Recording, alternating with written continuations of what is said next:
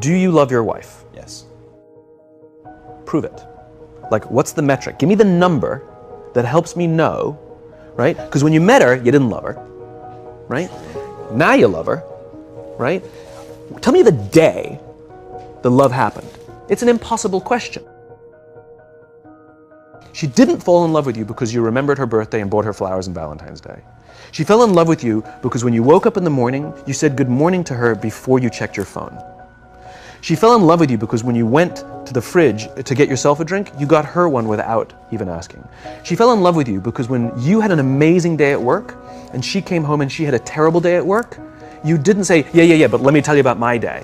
You sat and listened to her awful day and you didn't say a thing about your amazing day. This is why she fell in love with you. I can't tell you exactly what day, and it was no particular thing you did. It was the accumulation of all of those little things that she woke up one day and as if she pressed a button, she goes, I love him, right? Leadership is exactly the same. There's no event. There's no thing I can tell you you have to do that your people will trust you. It just doesn't work that way. It's an accumulation of lots and lots of little things that anyone by themselves is innocuous and useless. Literally, pointless by themselves. People will look at little things that are good leadership practices and say, that won't work. And you're absolutely right. But if you do it consistently, and you do it in combination with lots of other little things, like saying good morning to someone, that looking them in the eye. My friend George, who's a 3-star general in the Marine Corps, he says his test for leadership, and I love this, he goes, his test for a good leader is if you ask somebody how their day is going, you actually care about the answer. Right? The number of times we're walking to a meeting, we're rushing, we go, how are you? Not good, I got to get to you later, I'm late for a meeting. Right. If you ask the question, you were standing there and you were listening to the answer.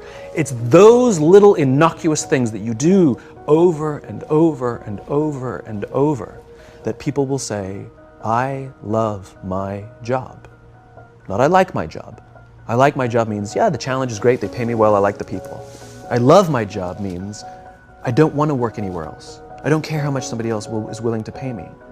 I'm devoted to the people here, and I care desperately about the people here as if they were my family. In business, we have colleagues and coworkers. In the military, they have brothers and sisters. That's how they think of each other, right? If you really have a strong corporate culture, the people will think of each other like brothers and sisters. It's like a family, right? No, brothers and sisters. Deep love. Fight, but the love doesn't go away. Right? Bicker, the love doesn't go away.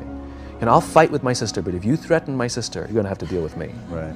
Right? We'll fight internally, we'll bicker with each other, but nobody's going to hurt each other. And if anything from the outside shows up, you're looking at a unified front. Brothers and sisters. Now, how do you create brothers and sisters out of strangers? Common beliefs, common values, parents, in other words, executives who care about their children's success, who care to raise their children, teach them skills, discipline them when necessary, help them build their self-confidence so that they can go on and achieve something more than you could have ever imagined achieving for yourself.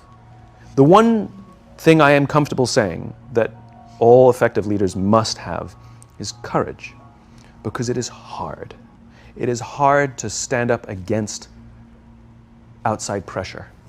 It is hard to stand up to an external constituency who's pushing you to do something for their short-term gain, to do the right thing for your people. It is hard. It is thankless. It is lonely.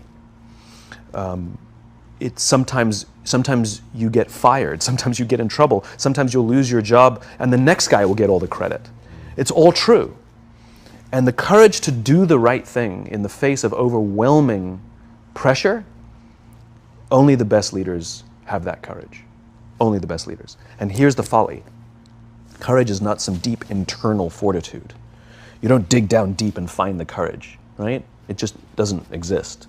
Courage is external. Our courage comes from the support we feel from others.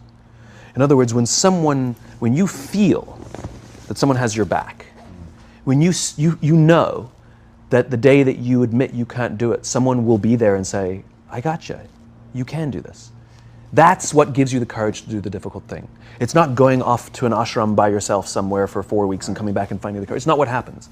It's the relationships that we foster. It's the people around us who love us and care about us and believe in us. And when we have those relationships, we will find the courage to do the right thing. And when you act with courage, that in turn will inspire those in your organization to also act with courage. In other words, it's still an external thing. That's what inspiration is, right? I'm inspired to follow your example. But those relationships that we foster over the course of a lifetime will not only make us into the leaders we need to be and hope we can be, but they'll often save your life. They'll save you from depression, they'll save you from giving up, they'll save you from any matter of negative feelings about your own capabilities, your own future. When someone just says, I love you, and I will follow you no matter what.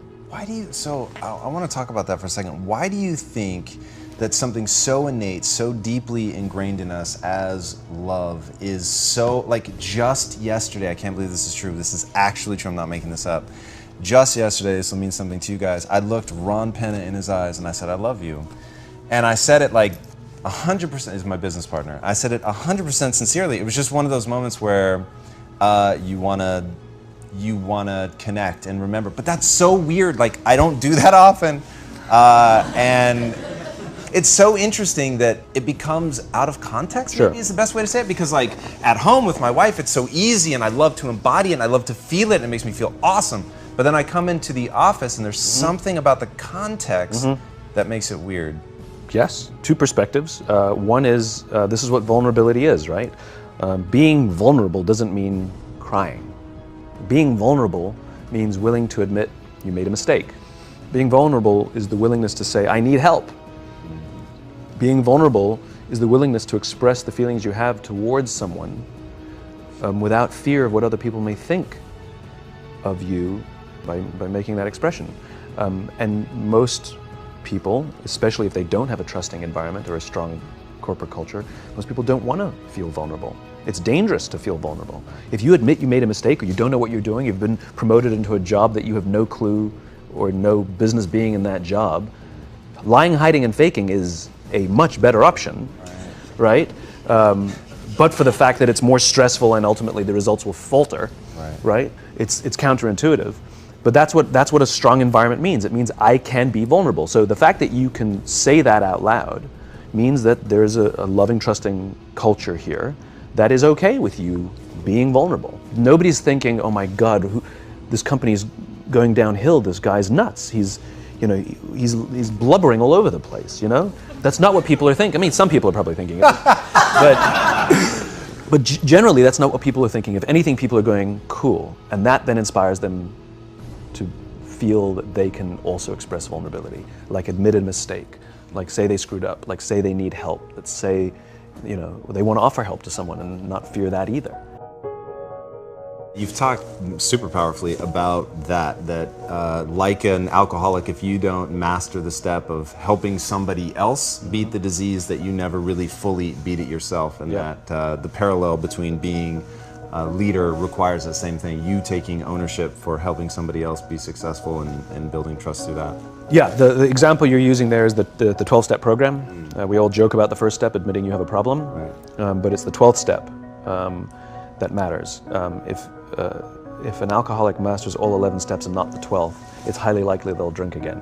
If they master the 12th step, they're much more likely to overcome the disease. The 12th step is the commitment to help another alcoholic.